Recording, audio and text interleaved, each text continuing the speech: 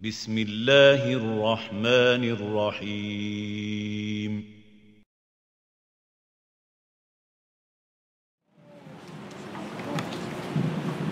بسم الله الرحمن الرحيم الحمد لله رب العالمين وأصلي وسلم على المبعوث رحمة للناس والجن أجمعين وعلى آله الطاهرين وأصحابه المجاهدين ومن اقتفى أثرهم واهتدى بهداهم إلى يوم الدين.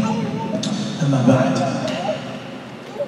Esteemed brothers and sisters in Islam, Assalamu alaikum wa rahmatullahi ta'ala wa barakatuh.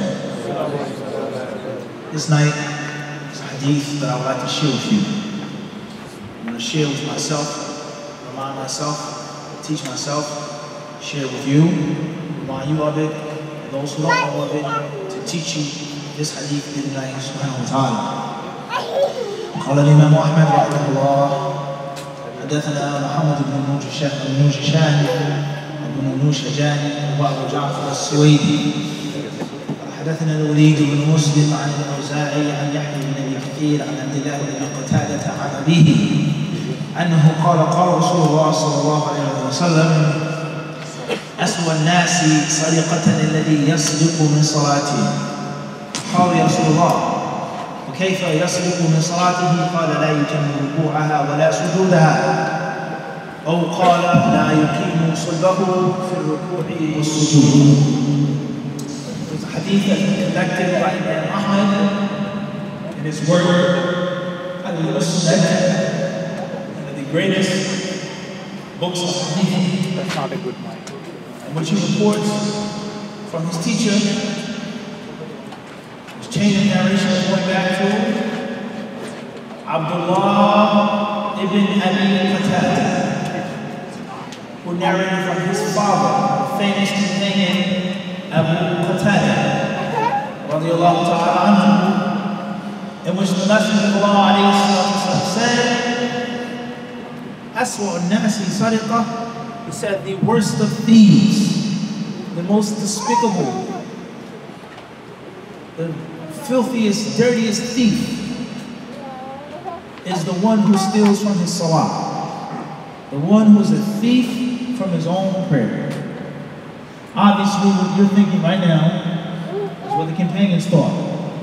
The question that's popping up in your heads popped up in the heads of the companions. Hey, how is this? How can a person steal in salah, let alone how can a person steal from his salah? And how is he aswa al-nasi sadiqah, the worst of thieves? Those who steal people's wealth, those who steal people's possessions. How is this person a thief, first and foremost? Second of all, how does he steal from himself? How do you steal from yourself? How do you steal your own money? How do you pickpocket your own pocket? Everybody understand this? I want you to stop and just think about this for a second. Just picture this. You're on the subway, you're walking down the street, you're in the airport, you go to France, they say be careful in the airport in France. They're notorious pickpockets in France, in Paris.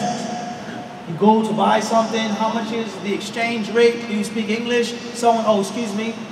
And then you go, the person is going, he has your wallet. Everyone understand this? A pickpocket, a thief. Everyone understand this? How can you pickpocket yourself? Just stop and think about this. Have you ever heard this in history, stealing from yourself? Everyone understand this? The concept of stealing, of thievery is international. For years, for centuries, the concept of stealing has been around. From the east to the west, the north to the south. Muslim, Jew, Christian, Hindu, Buddhist, atheist, black, white, yellow, and red. People, they steal. Everybody understand this? Have you ever heard in the annals of history of someone stealing from themselves? Yes or no? No way, right? You've heard of thieves here, thieves there, credit card thieves, fraud, blue collar, white collar. Everyone knows the culture of stealing. Your son, your daughter may steal from you, from your wallet. When I was younger, may Allah forgive me, I stole some money out of my grandmother's wallet. I took some money from my father's wallet. It's reality. But have you ever heard of a person who steals from what? Himself. كيف هذا؟ والله it is عجيب.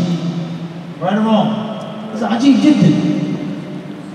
Why jiddan hada? Even stranger than this is stealing from yourself in salah. Praying to Allah, Laylatul Qadr, Tarawih, I'tikaf, and you're going to be a thief. And then the third punch, the knockout punch, is aswa al-nas, the worst of thieves.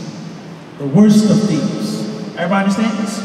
So obviously what you're thinking is what the companions had also thought. Kayfa hada ya Rasulullah? How's this? The Messenger of Allah alayhi wasallam, he says, when he was asked, وَكَيْفَ يَسْلِكُ مِنْ صَلَاتِهِ? How can a person steal from his prayer? The Prophet alayhi salatu wasalam, he said, لَا يُتِمُّ رُكُوعَهَا وَلَا سُجُودَهَا. When a person bows down, he makes ruku'. When he makes sujood, he says, لَا يُتِمُّ. He doesn't do it properly. He doesn't do it perfectly. He does not complete the positions of the salah. Even though he did what? He made salah. Because the Prophet ﷺ said, يَسْرِقُ مِنْ, he said, وَكَيْفَ يَسْرِقُ مِنْ صَلَاتِهِ, from his prayer that he made. The Messenger of Allah ﷺ said, those who do not make ruku' properly, those who do not make sujood thoroughly. In another version it says, لَا يُقِيمُ صُلْبَهُ فِي الرُّكُوعِ وَالسُّجُودِ, is that a person's back, his backbone, his vertebrae is in an improper position. Whether it's to be straight and erect, whether a person is bowing down. Many people, they make a very common mistake. When they make a ruku', they point their heads up like this, which is wrong. And many people, when they make a ruku', they put their heads down, which is wrong. Just a few people, let alone yourself, if you think about it, let alone other people, when they make a ruku', actually have their heads in a normal position. And the back is not bent nor poking up. Everybody understand this? This is very important. When we talk about Ramadan and Tarawih, as we spoke on last night, it is not important that you come and you pray.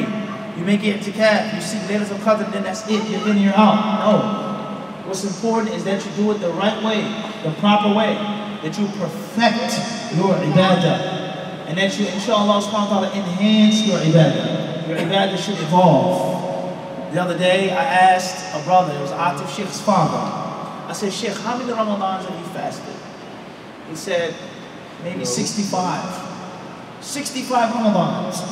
The day before that, I asked another brother in Philadelphia, older brother, how many times have you fasted? He said, maybe 41 years, 41 Ramadans. And I'm sure there's some brothers and sisters who fasted longer than that and made more Ramadans than that. But how many of us can say, every year, I learned something different, I perfected it, I sharpened it, I polished it, I became better and better and better and better and better every single year.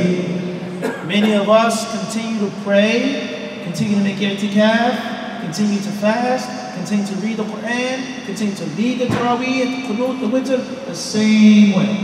And it may be wrong. It may be incorrect. And at best, if it's good, it isn't wrong, it isn't incorrect, we don't polish it. We don't enhance. We don't perfect it. So the Prophet ﷺ in his hadith, he speaks in a very marvelous way. بِلُغَةٍ عَجِيبًا, strange language. A thief who steals from himself in the salah. And why did the Prophet ﷺ say that he's the worst of thieves? Those who take people's money, who takes people's possessions. Why is he the worst? They say first and foremost, why he's the worst thief is because he's offering a poor offering, a poor gift to the king. Al-Malik, if you knew that you were invited to the president, the White House, or not even the president, the governor, the senator, the mayor, come to my house. I heard that you're a chef, a top-notch culinary arts guy. I want you to prepare the meal for my guests. What would you do? What type of food would you cook? What type of salads and snacks and juices and what would you make?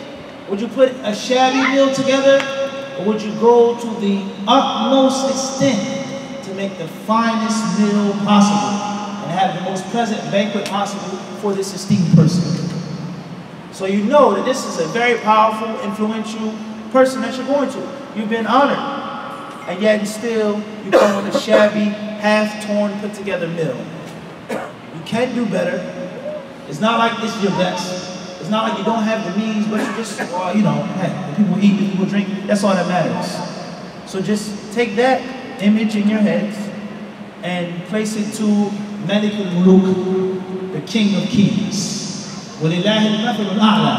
And to Allah subhanahu wa ta'ala is the best, the highest, and the most perfect description, subhanahu wa ta'ala. When you offer something to the king that's poor and shabby. Everybody understand that? As if it's worse than not offering something at all. It's best for you not to show up.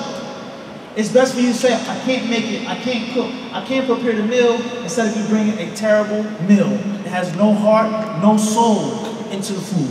Can we all agree on this? Everybody can agree on this? And the person, why he's the worst of thieves, another reason, is that when people steal, they do what? What do they get when they steal? What happens when someone steals? In most cases, what happens when a person steals? No, that's not true. In most cases, people don't get caught.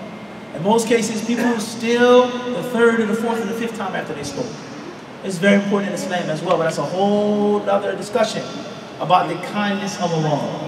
And Allah loves to conceal the faults of His slaves. When you catch your son stealing from your wallet, know for sure it what? It wasn't the first time he stole out of your wallet. It's a reality. It wasn't the first time.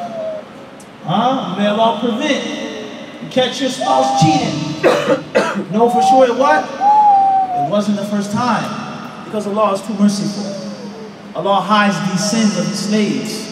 But when a person refuses to take Allah's mercy, refuses to be under the screen of Allah, a person, he becomes what? Sloppy and lazy. And he disrespects Allah's pardon, and he continues to do it. It's an addiction. When was the last time you heard of a bank robber getting caught the first time around the bank? Have you ever read about this? You heard about the outlaw culture in the Wild Wild West? Doesn't happen the first time. When a person becomes addicted to the rush, to the field, the money, the gun, the killing, the shooting, then they get caught. Everybody understand this? So a person who steals, what happens in most cases? They don't get caught the first time. What happens in most cases? What do people get? What happens when they steal? Huh? What happens? They get rich. In other words, they benefit from the thievery. They get some profit. I stole some money, I robbed somebody, I took something. The reason why the Prophet says that he's the worst of thieves is because he steals and he gets what? Huh? He gets nothing. He harms himself. So he's a fool and he's a thief. This is why the Prophet says, that's what next. The worst of thieves is a thief who's foolish. He has no skill, no tact, and he doesn't get any what? He doesn't get any profit. You go into a corner store with a gun. Give me your money. God pulls out the extra $5. He's on camera. He's not a fugitive. He's going to jail. For what? $5. When he goes to jail, he meets other thieves. He meets other people that say, what you in there for? You stuck up a bank? You robbed this? An armored car? No, I stuck up a 7-Eleven. I have 10 years in jail, however long I have for $100, $200. Are they going to mock him and make fun of him? What should they do? Without a doubt, they're going to make fun of him. They're going to say, you're a terrible thief. So the Prophet he says that the worst of thieves are not those who steal people's wealth, steal people's possessions, but they steal from their own nafs, from your own self. So let's ask ourselves the question when it comes to Salat al-Taraweeh. How do we make sujood? How do we make ruku'? Are we focusing on the Quran being recited or the beauty of the Qari's voice? Are we focusing on praying like the Prophet made salah, or what's permissible, and what the Sheikh said, and it's okay to make this amount of rak'at, even though the Prophet only made this amount? When we make Salat al-Taraweeh, are we focused on finishing and going home, sleeping, eating, drinking, or what Allah is saying in the Quran? Do we understand the Quran? Do we ponder on Allah's words? When we leave the masjid, you leave that door, do you leave the same way you came in? Same attitude, same ibadah, same disposition? Let alone those of us who may pray, we pray incorrectly. Our wudu is incorrect. The The way we cleanse ourselves is incorrect. The way we perform wudu and ghusl is incorrect. Not everybody, alhamdulillah, many others. And the way that we may pray is not how the Prophet ﷺ prayed. When he says, Sallu kama ra'aytumuni usalli, pray like me. I pray how I saw my father pray. I pray how I saw my imam pray. I pray like the people in my country pray. Whether it's right or whether it's wrong. As Allah subhanahu wa ta'ala says in the Quran al-Kareem, and when it is said to them, وَإِذَا قِيلَ لَهُمْ, who says it to them? The messenger, the followers of the messenger. When it is said to them, ittabi'u, follow what Allah has sent down. Pray like Muhammad alayhi salatu wasalam. Qalu, they say, that ittabi'u, we will follow what our forefathers did. Fire. So what's wrong with following the forefathers? My grandfather, what's wrong with that? أَوَلَوْ كَانَ آبَاؤُهُمْ لَا يَعْقِلُونَ شَيْئًا. Even if their forefathers had no sense and they had no knowledge. So it's very important for us to understand the spirit of the salah. Ruh salah. It's not just making the prayer. It's not just coming to the masjid, but it's doing it the right way, the proper way, and focusing in the salah. So if you enter the prayer and your phone is loud, it's ringing, it's music on your phone, which you shouldn't have on your phone, you have a million messages, you're fiddling and fumbling and scratching and this and that. You're thinking about the guy, it's too long, he recites too long and this and that. It also allows you're a thief. You're a thief. You're not stealing dollar bills, but you're stealing from your own inside. You're stealing from your own nafs. And ponder upon the words of the Prophet ﷺ. When the man entered the masjid, in the authentic hadith, he offered the salah. He didn't come in the masjid as a thief.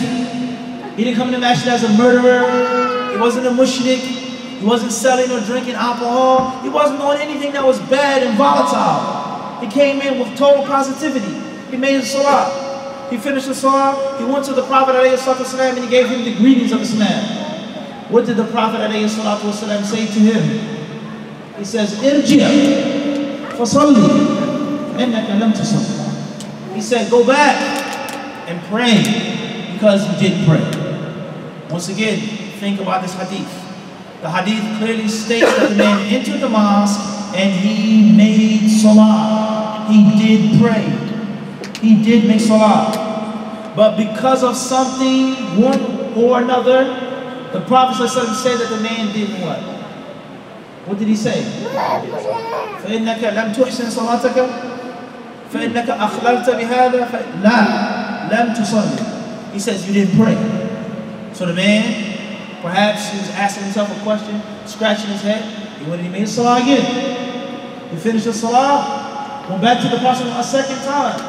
The Messenger of Allah says, Irji' fasalli فَإِنَّكَ لَمْ تُصَلِّ. He said, go back and pray again because you didn't pray. Obviously the man was even more confused and frustrated. He went and he made salah a third time. And he sent the salutations. He went to the Prophet in his circle of Sahaba a third time. The Prophet says, Irji' fasalli فَإِنَّكَ لَمْ تُصَلِّ. He said, go back and pray because you didn't pray. 3 times. After that, the man gave up. There was nothing else that he could do. He said, وَالَّذِي بَعَثَكَ بِالْحَقِّ مَا أُحْسِنُ غَيْرَ هَذَا فَعَلِّمْنِي. He says, I swear by Allah, the one who sent you with the haqq, the truth, this is the best that I can do. The best that I can do. The Prophet ﷺ told the man, you stand, you wish to make wudu, you recite the Quran, and he gave him the instructions on the salah. So if your prayer is not proper, if it is incorrect, as if you did what? Didn't pray. So if I come to the masjid and make i'tikaf without the proper knowledge, without the proper etiquettes, the proper guidelines, as if I have no what? I'tikaf. Everybody understand this? So the basics of Islam, the basic knowledge of the ibadat is very important. And when we do learn the basics, we do get the fundamentals, don't stop there. Don't become complacent there. Or you should try to wish, or you should wish to enhance your ibadah and to learn and implement all of the recommended acts of the Prophet ﷺ. What did he say? What did he do? There's a narration that there was a leader of the Muslims once, a governor of one of the Muslim lands, and it was a major jami, not a musalla or a mosque, a huge masjid. And they were going to put an imam there, appoint an imam. The man, he said, I cannot and I will not appoint a new imam until someone can bring me 500 recommended acts of the prayer. 500 sunan, things that are mandatory but are recommended for the salah. So, a great scholar of hadith, Abu Hatim Hibban rahimahullah, he said, when I heard this statement, I thought it was an exaggeration. He says, but I sat down, I began to read, I began to flip through the books of hadith, I began to read the narrations, and he says, and I saw the amount of recommended acts for the prayer piling up, and ending in a large number, whether it was 500 or not. The point is, for me to ask myself, have I learned the basics of the salah correctly? Not from my father, my mother, from my school, but correctly, from Muhammad's way. Number two, if I have learned the basics of the salah, how much concentration in the salah do I have? How much submissiveness? Are my limbs soft and tender? This is the true meaning of khushu'. Khushu' doesn't just necessarily mean submissiveness. Khushu' doesn't necessarily mean concentration and focus, as many people translate it in English. There's a deeper meaning than that. Khushu' means softness of the limbs.